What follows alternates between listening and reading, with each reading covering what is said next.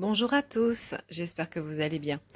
Je vais vous proposer une vidéo un petit peu différente de ce que je peux vous publier habituellement.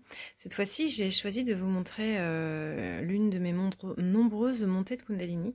Donc voilà, c'est lors d'une soirée, j'étais en méditation à la maison et je vous ai filmé un petit peu pour que vous puissiez voir. Alors, ce que ça produit généralement, c'est voilà, un espèce de basculement qui peut se faire de droite à gauche, qui peut se faire en spirale, qui peut se faire d'avant en arrière. Et généralement, quand on est juste dans la sensation du corps, dans la respiration, eh bien, en fait, ce mouvement se produit. Et si on commence à vouloir comprendre et analyser, bien, le mouvement s'arrête. Et vous pouvez voir que ça fait un peu comme des mouvements de serpent, en fait, comme si un serpent était en train de bouger au sol. Là, j'ai tout de suite un tremblement fort au niveau du bas du corps. On peut voir mes jambes qui sont complètement en vibration. Donc, c'est des secousses qui sont vraiment fortes à vivre quand on a les yeux fermés comme ça.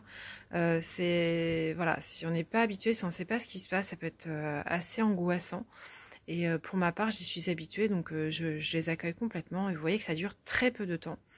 Et là, sur cette montée de Kundalini, je vais recevoir des informations et je sens en fait qu'on me bascule. Vous allez voir, ma tête va basculer en arrière.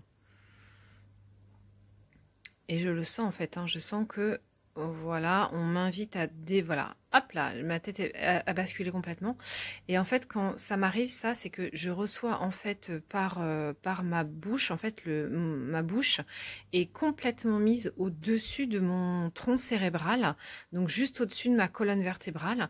Il y a un axe qui se fait parfaitement depuis mon sacrum jusqu'à ma bouche, et ça permet en fait au guide généralement de faire descendre des informations en moi. Donc ça se passe par cet endroit-là, tout simplement. Voilà. Et là, je vais recevoir des connaissances. Donc ça, c'est des choses que je reçois depuis plusieurs années déjà. Et quand je vais être parcourue d'une espèce de décharge électrique depuis mon troisième œil jusqu'au bout de mes pieds, je sais que c'est terminé. Donc ça dure pas forcément longtemps. Et moi, pendant ce temps-là, en fait, la seule chose que je fais, c'est sentir mon corps, donc vraiment la sensorialité. Et puis la respiration. J'invite vraiment la respiration dans mon corps. Je me sens extrêmement bien, extrêmement calme. Voilà, là je viens d'avoir l'impulsion électrique, donc j'ai plus qu'à me redresser. Et puis on va reprendre un petit peu, la montée de Kundalini va reprendre. Donc je force absolument rien dans le corps, je laisse vraiment venir. C'est un acte méditatif. J'ai quasiment pas. Alors, je vais avoir des visions dans cette montée de Kundalini.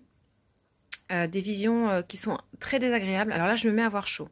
Voilà, alors ça fait partie aussi des montées de Kundalini. Le corps se met à vraiment monter en température. Je suis quelqu'un d'extrêmement frileuse, donc vous pouvez le voir, je suis assez couverte. Et pour que je me découvre, c'est que vraiment ça chauffe dans mon corps. Et puis la montée de Kundalini va reprendre. Voilà. Donc je ne force aucunement le corps, c'est vraiment un mouvement qui se fait spontanément. Et le mouvement, vous voyez, on voit vraiment comme un serpent, comme si c'était un serpent qui se déplaçait. Il peut m'arriver de voir des serpents.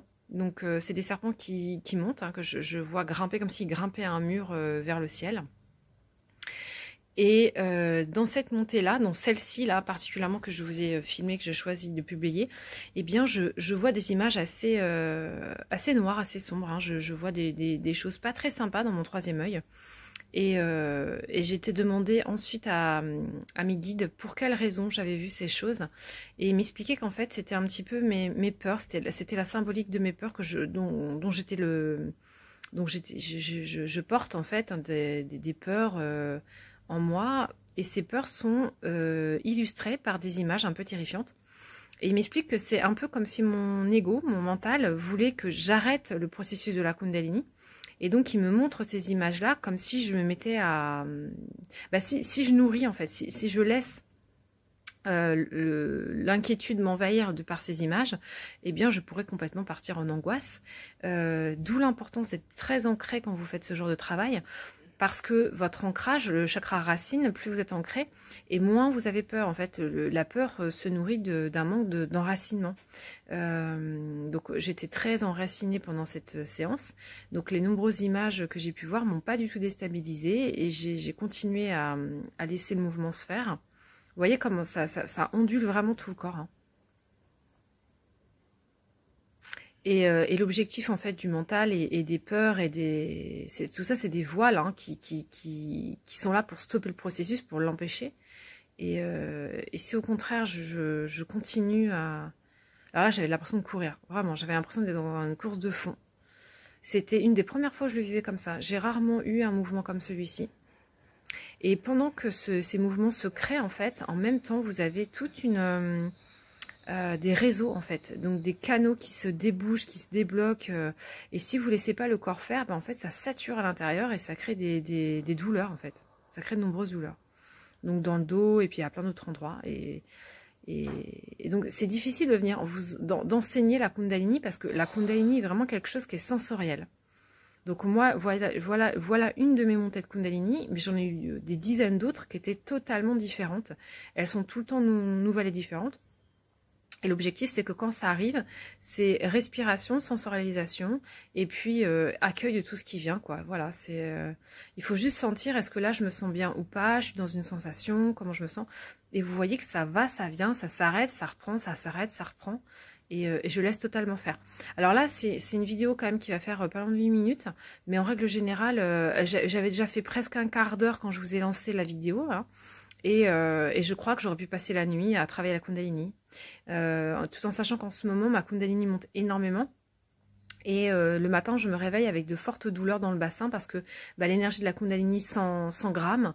Et donc, tous les jours, il faut que je refasse énormément de respiration pour accueillir l'énergie, etc. Et ouais, quand on a monté de Kundalini, ça fait ça. Je vous en posterai une autre où j'ai eu des secousses extrêmement fortes, juste que vous voyez jusqu'où ça peut aller. Et effectivement, ces secousses qui sont très très fortes, pareil, j'y suis habituée.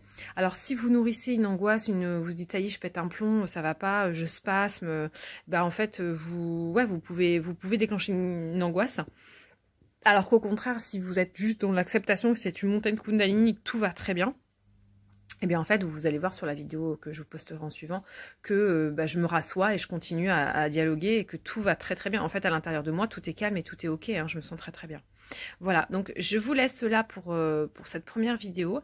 J'espère que ça vous aide à comprendre un peu le mécanisme parce que je ne peux pas vous l'expliquer en fait, je ne peux pas le mentaliser, c'est vraiment un vécu.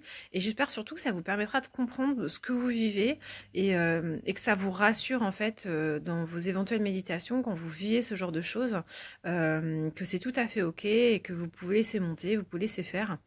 Et surtout ancrez-vous bien quand vous avez ce genre de montée parce que sinon l'énergie monte trop d'un coup et ça peut vous faire ça peut vous faire dévisser clairement. Donc c'est un peu le danger de la Kundalini, il y a quand même des dangers à la Kundalini. Mais ça se travaille en fait, c'est un travail. Voilà, c'est un travail de respiration, d'intégration, d'accueil. On ne peut pas la déclencher, elle se déclenche. Et une fois qu'elle est là, faut vivre avec. Voilà, mais ça amène beaucoup de bénéfices et de bienfaits quand on le sait gérer. J'espère que ça vous aura aidé. Je vous embrasse et je vous retrouve très vite. À bientôt.